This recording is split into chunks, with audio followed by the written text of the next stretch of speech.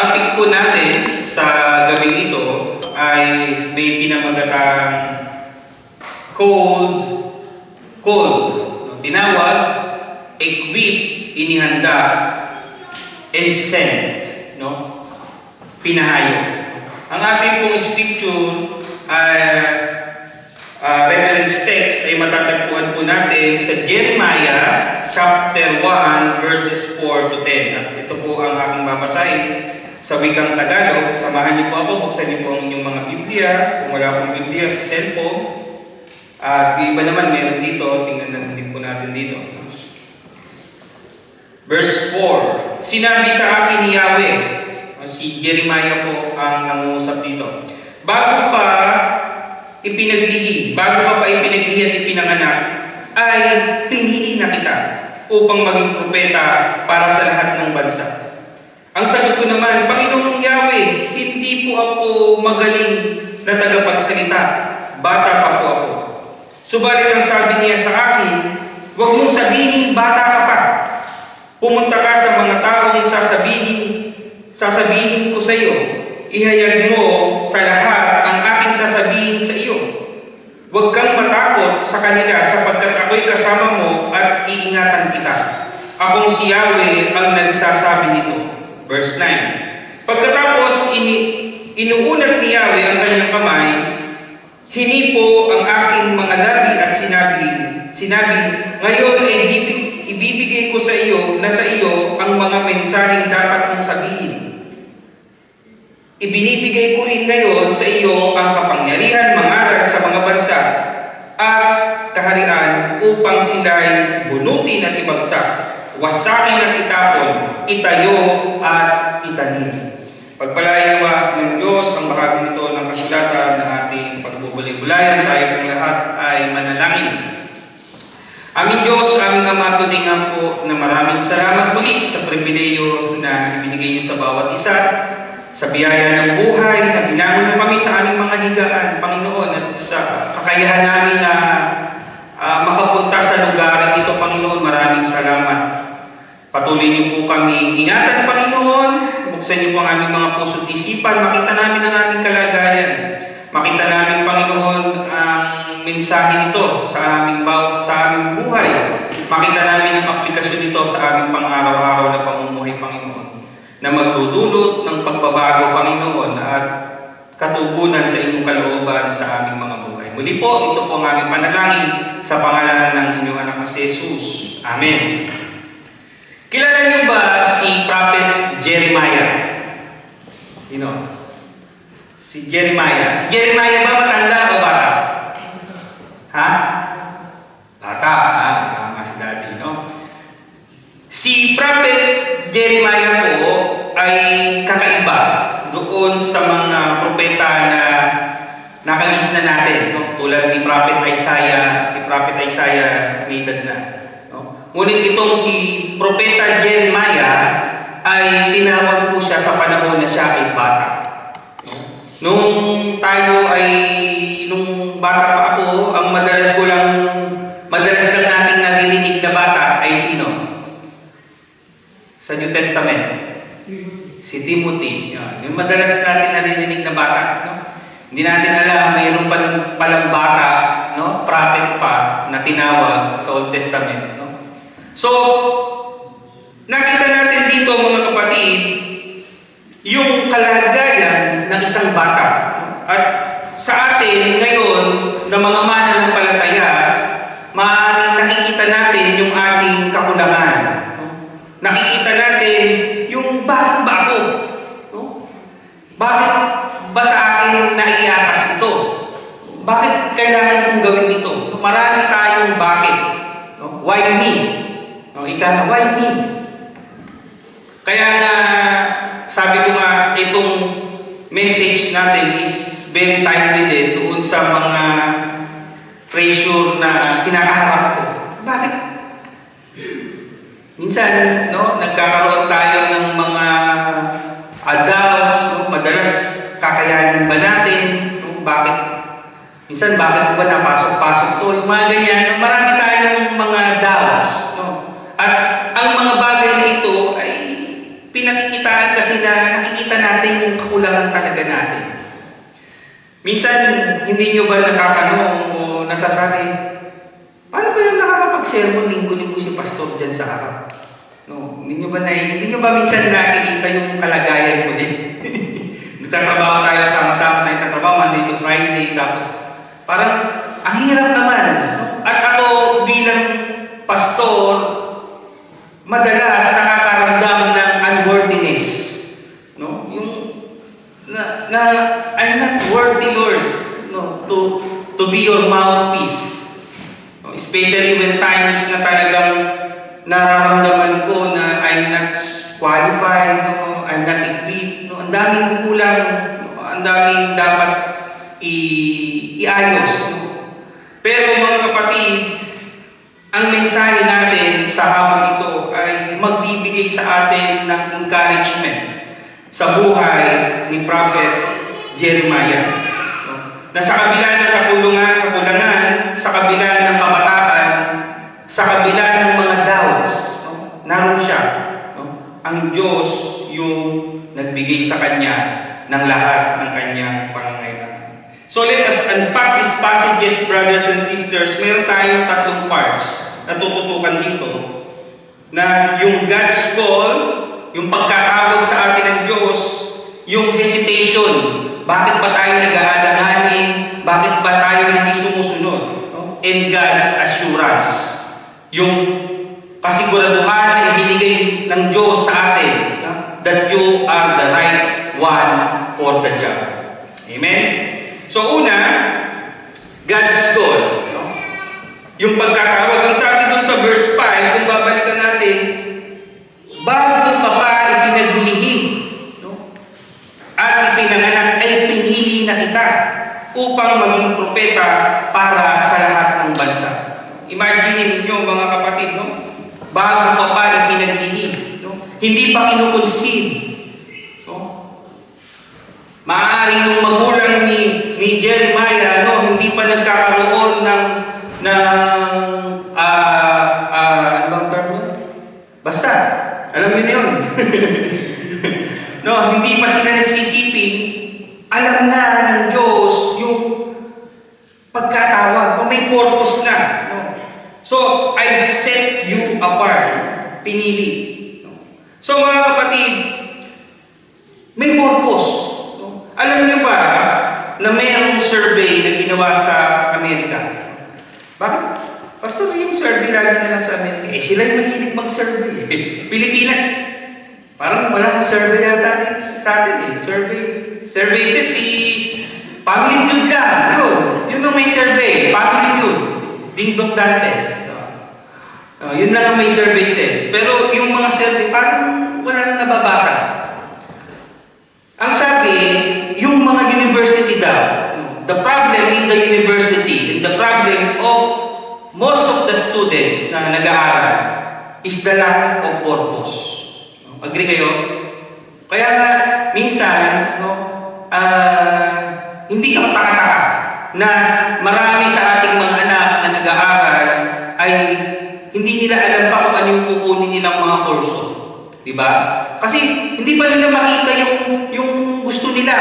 No? Hindi pa nila makita yung saan ba ako magaling, ano ba yung purpose ko, ano ba yung mga passion ko, no? Para makita yung magiging purpose. No? Pero dito mga kapatid, nakita natin in the life of Jeremiah, hindi pa pinapanganak, no? Hindi pa kinukonceived. Meron ng plano ang Diyos sa atin. Do you believe, brothers and sisters, na sa buhay ninyo ngayon, lalo tayo mga mananampalataya, especially yung youth, no? Yung mga nangyayari sa atin, no? Yung experiences, yung gifts, yung mga talento, yung passion nyo, hindi po yan aksidente.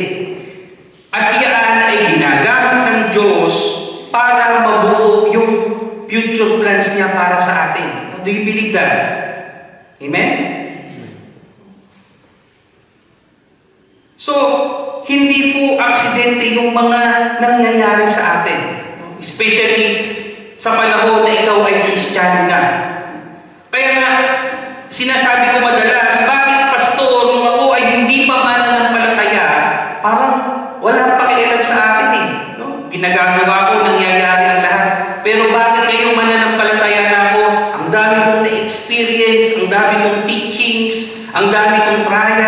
Bakit?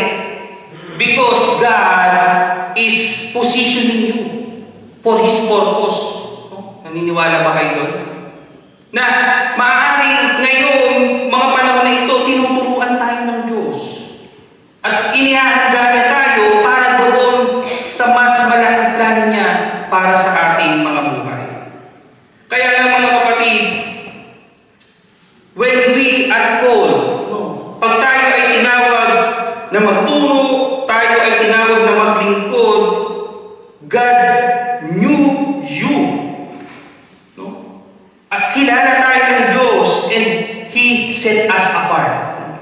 Madalas maraming mga patotoo na naririnig tayo. Dating mga ex-convict, mga tao na napariwaran ng araw, pero ngayon nakikita nyo na ginagamit sila ng Diyos.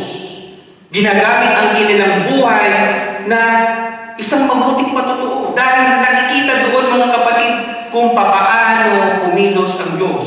Nakita sa kanilang buhay ang kapangyarihan ng Diyos. Amen? Kaya mga kapatid, as we go along, ano yung aplikasyon nito? Ano yung reflection nito sa ating mga buhay? Nakita na ba natin? Nahanap na ba natin yung purpose sa atin ng Diyos? Have we sought the purpose of God in our lives? O madalas, nagkakaroon tayo ng doubt. Hindi ko kaya, Pastor. Iba na lang. Hindi ko kaya. So, mga kapatid, kailangan po natin magtiwala sa plano ng Diyos sa ating buhay. Pangalawa, our hesitation. Madalas natin sinasabi kapag gusto, may paraan. Pag ayaw, may dahilan. Nakita natin dito, dinahilan ni Jeremiah yung bata pa ako eh. Hindi ako marunong magsalita. Sino pa yung naringgan niya ng ganito? Si Moises. Diba? Hindi po ako marunong magsalita. Hindi ako eloquent. Hindi nila ako pakikinggan.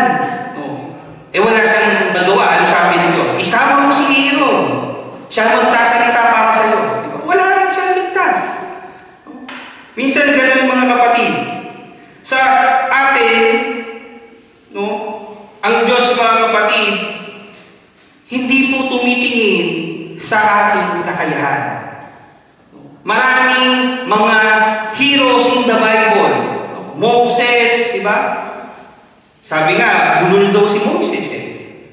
Jacob, ang dami-dami nilang mga lapses.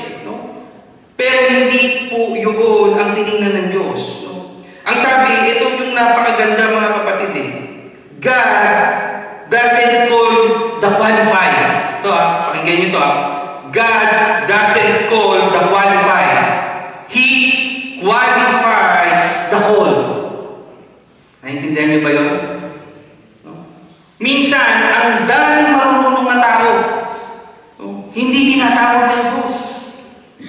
Ang daming magagaling, mas equip, hindi tinatawag ng Diyos.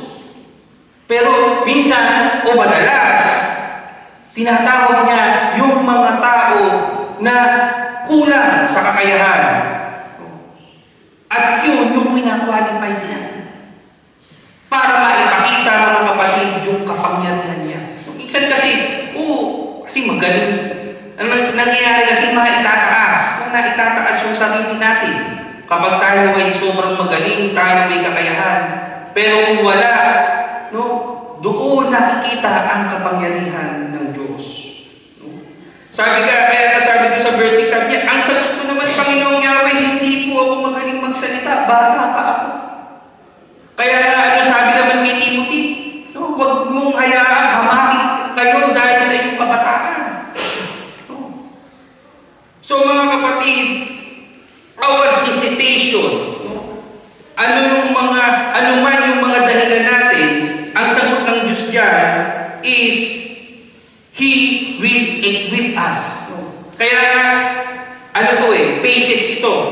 Doon sa one natin, na ang sabi natin ay God's call. No? Tinawag tayo. Tapos yung sagot ng Diyos doon sa hesitation natin, sa pag-aalinlangan natin, He will equip us. Yun ang sagot ng Diyos. Kaya minsan mga kapatid, sa buhay mananampalataya at sa paglilingkod sa Diyos, mas mahalaga ang availability kaysa ability. Amen? Maraming magagaling. No? Kung hindi naman available. No? At laging nilang itinataas yung kanilang sarili, mga kapatid, hindi po yun gagamitin ng Diyos. Let's make ourselves available first. Diba? Huwag natin isipin, Pastor, hindi ako magaling dito, kulang ako dito, hindi. He will qualify us. He will equip us, mga kapatid. Kaya sa mundo na punong-puno ng mga trials, no? Racial injustice, political division, ang daming problema, mga kapatid. Ang daling sabihin na, ano bang magagawa ko? Diba? Minsan, nung umuwi kami sa Pilipinas, no? Walang segregation no? Basura, sama-sama. Sabi ko, hindi pa rin ba nagsesegregate dito sa Pilipinas? Oo. Nagsimula yung barangay natin.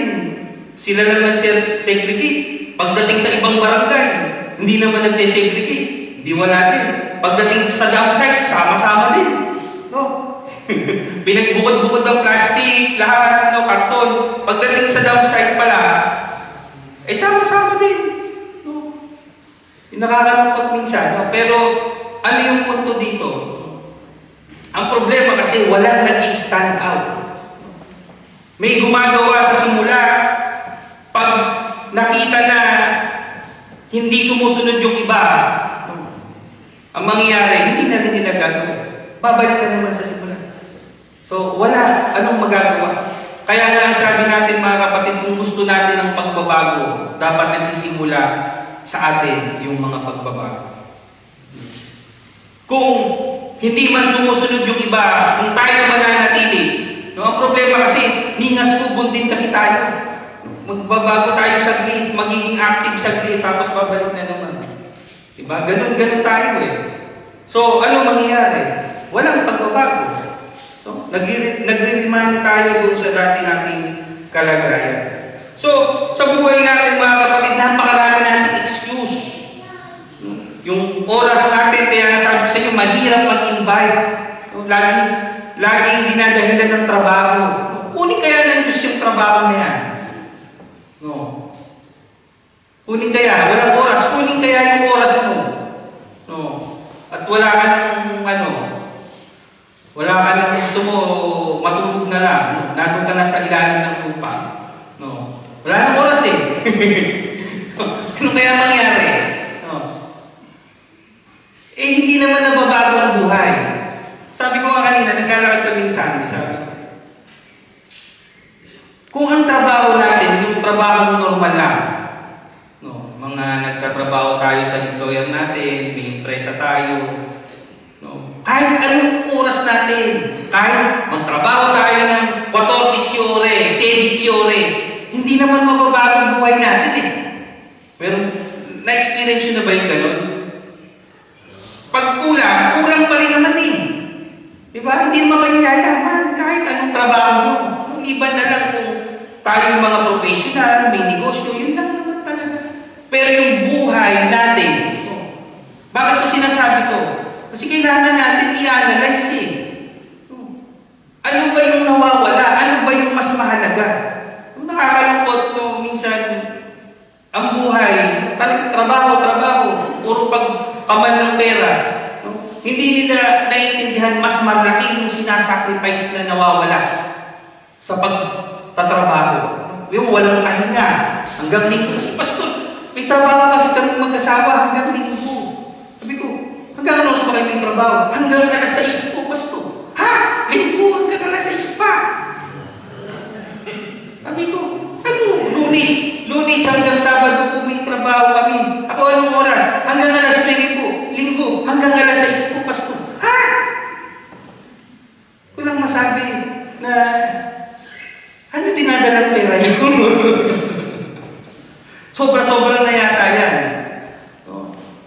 minsan mga kapatid, no?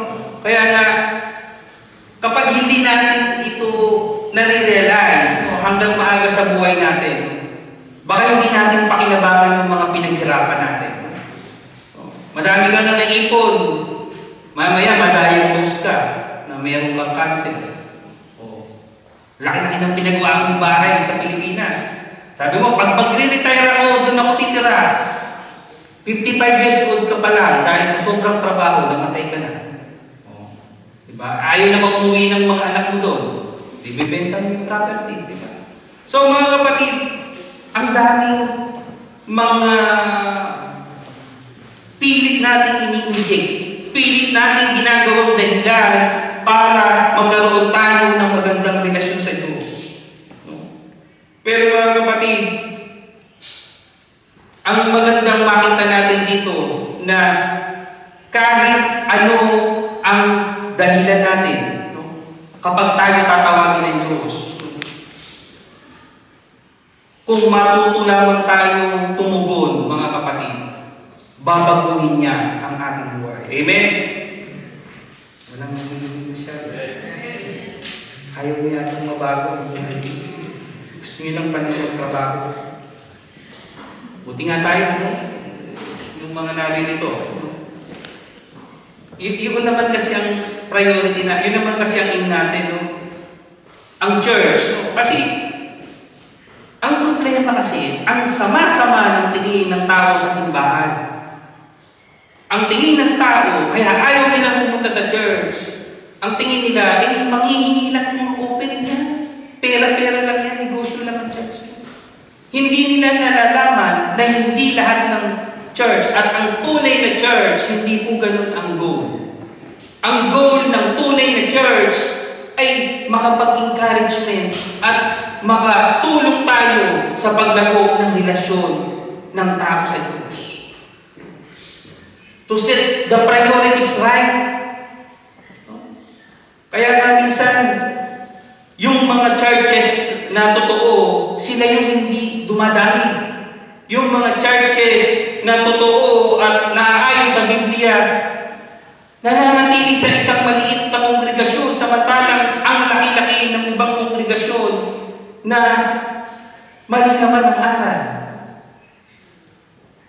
Kaya, talaga mga kapatid, at the end of the day, kaya nga sabi sa aklat ng Revelation, babasahin natin, kukunti lang talaga ang maliligtas. Pero hindi tayo dapat manghinaan ng loob. Pastor, kukunti naman pala maliligtas, huwag na tayo magsipag. Hindi naman pala dadami. Kunti lang pa rin, kahit anong sipag natin. Hindi ganun mga kapatid. Kasi meron tayong purpose. Tinawag tayo mga kapatid. Ibibigay ng Diyos yung pangangailangan natin para magawa yung purpose niya sa buhay natin. Pangatlo is the assurance, brothers and sisters. Ang sabi, huwag tayong matakot. Sabi doon sa verse 8, huwag kang matakot sa kanila sapagkat ako'y kasama mo at iingatan kita. Akong si Yahweh ang nagsasabi nito. Pagkatapos inunan ni Yahweh ang kanyang kamay, hinipo ang aking labi at sinabi, ngayon ay ibibigay ko sa iyo ang mga mensaheng dapat mong sabihin. Ibibigay ko rin sa iyo ang kapangyarihan, mangaral sa mga bansa at kaharian upang sila'y, imagine ito mga kapatid, bunutin at ibaksak. Ganun ka-power po yung ibinigay na anointing kay Jeremiah. Wasakin at itapon, itayo at itinanim. Imagine, brothers and sisters, no? Kapag tayo sumunod sa Diyos, wala pong imposible. Hindi po hinayaan ng Diyos na mag-isa. O sige, bahala ka na. Hindi hinayaan ng Diyos na sige, pagkatapos nitong pag-uusap natin, bahala ka na sa buhay mo. Hindi po mga kapatid. Kaya nga mayroong assurance eh. Mayroong assurance na ibinibigay ng Diyos sa bawat isa na tinawag. Kaya dumarating man yung mga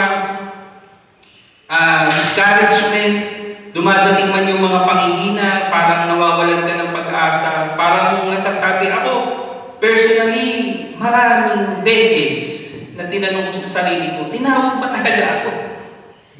Tinawag ba talaga ako? Napilitan lang ako, dala ng pangangailangan natin. O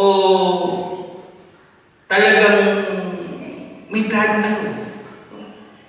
Pero mga kapatid, in spite of all the discouragement at yung mga kakulangan, narito po tayo, sama-sama, nagpapatuloy. Kaya nga mga kapatid, kailangan natin ang suporta ng bawat isa. Kailangan po natin yung tulong ng bawat isa. Hindi po tayo one-man band, one-man army. Hindi ko po kayang mag-isa. Kailangan po natin ng tulong. At yung assurance po na ibinigay ng Diyos kay Jeremiah, ibibigay ko lahat ng pangangailangan. Kaya nga mga kapatid, bilang isang kongregasyon, accountable po tayo sa bawat isa. Yung problema doon sa evangelism, si pastor yan, bahala na siyang mag-invite. No, si Brother Vic na lang mag-asikaso lahat yan, si pastor na lang lahat, no, si Brother Aaron na lang lahat yan. Hindi po ganun. Meron po tayo dapat na partisipasyon. Kaya ngayon kung babalikan ko many years ago, since 2016, nung nawalan tayo ng pastor at nagkaroon tayo ng problema dito sa church, at kinuha ko yung responsibility, ang naisip ko kayo. Sabi ko, hindi ako mag-iisa. Hindi ako pababayaan ng mga kapatiran, magtutulong-tulong kami. Dahil kung ako lang, hindi ko po kukunin yung responsibility. Pero mga kapatid, yung assurance na naramdaman ko nung time na yun, as a group, as a whole, na nanatili tayong matatag, yun po yung sapat na para kahit papano ay maging encouragement sa akin to build the position. Kaya mga kapatid, huwag natin kalimutan ito. Huwag natin kalimutan na lahat tayo ay mayroong responsibilidad. At kung ano man po yung guidance ng Holy Spirit sa atin through yung mga activities natin, through yung mga planuhin natin for 2025 mga kapatid. Kailangan po natin yung responsibility natin, kailangan po natin yung participation ng bawat isa. At kung babalikan natin ang mahabang panahon mga kapatid, hindi naman po tayo pinigo ng Diyos. Napakarami pong pagpapala, napakarami pong ibinigay ng Diyos sa atin to assure na magpapatuloy ang church na ito.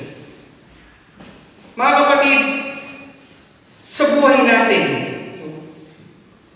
ano ba yung mga ginagawa natin?